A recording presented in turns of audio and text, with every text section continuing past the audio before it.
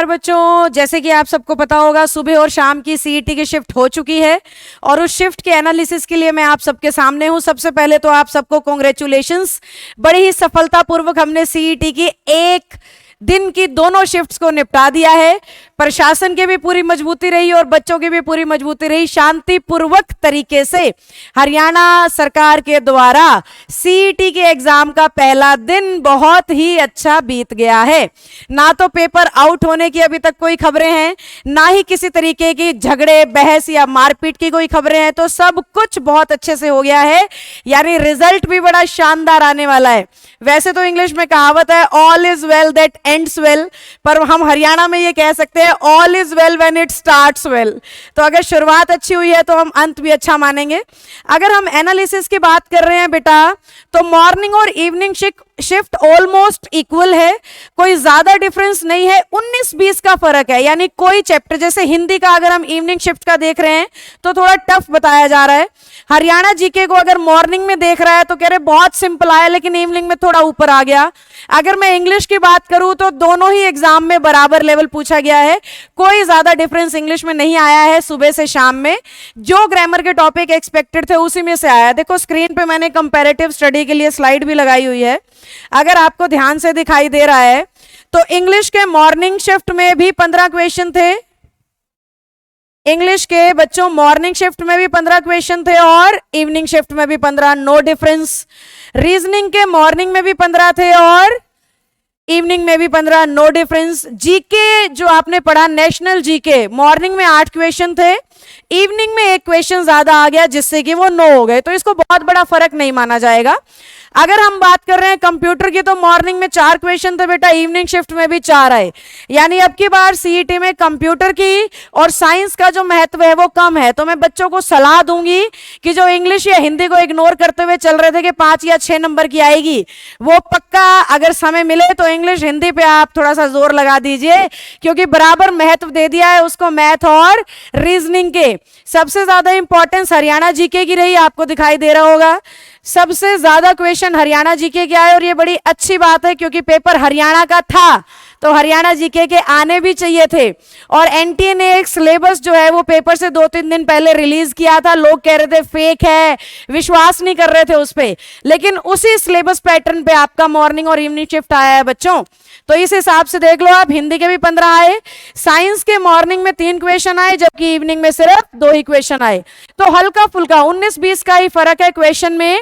एक set pattern पे CET आ रहा है, जो बड़ी खुशी की बात है। हरियाणा में इतने सेट पैटर्न पे एग्जाम्स बनने बंद हो गए थे, तो बच्चों का विश्वास दोबारा से हरियाणा सरकार पे, प्रशासन पे और एनटीए पे बन रहा होगा।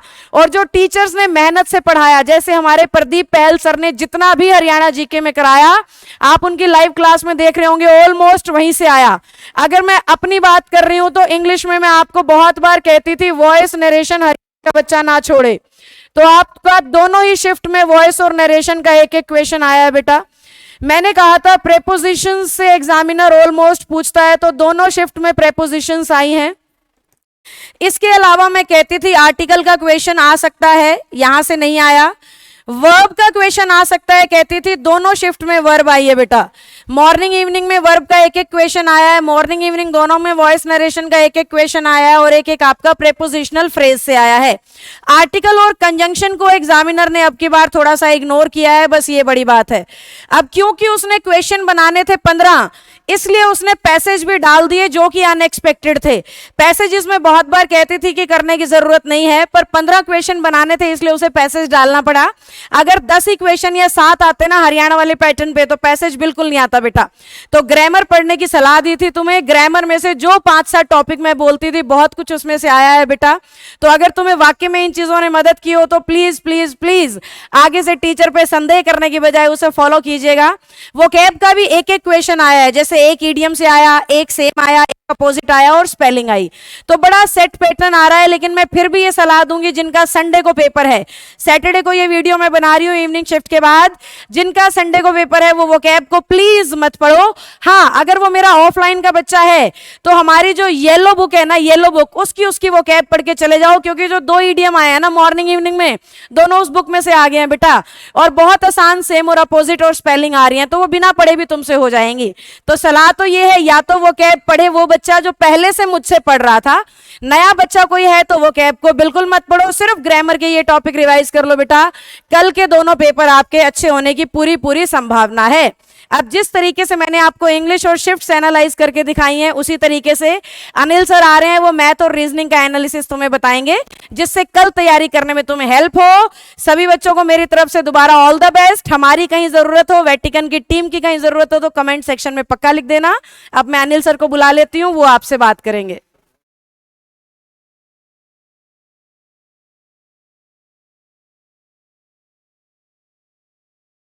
गुड इवनिंग बच्चों, जैसा कि आपने देखा मॉर्निंग शिफ्ट में जैसा पेपर हुआ वैसा ही इवनिंग शिफ्ट में हुआ। मैम ने आपको इंग्लिश के बारे में बताया कि इंग्लिश के क्या क्या टॉपिक मॉर्निंग और इवनिंग शिफ्ट में कॉमन रहे। ऐसे ही मैं आपको बताता हूं मैथ्स के जो टॉपिक, मैथ्स के जैसे क्वेश्चन मॉर्निंग शिफ्ट में आए ना जिन जिन टॉपिक से, वैसे ही आपके इवनिंग शिफ्ट में आए हैं।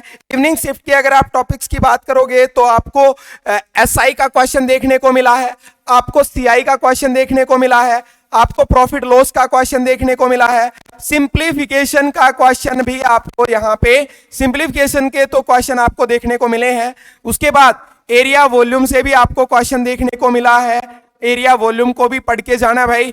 और आप देखोगे तो एचसीएफ और एलसीएम के सवाल भी आपको देखने को मिल रहे हैं, एवरेज के क्वेश्चन भी आपको यहाँ पे देखने को मिले हैं, और परसेंटेज के क्वेश्चन आप देखोगे तो परसेंटेज का भी सवाल है भाई, परसेंटेज के भी क्वेश्चन यहाँ पे शिफ्ट में आए हैं।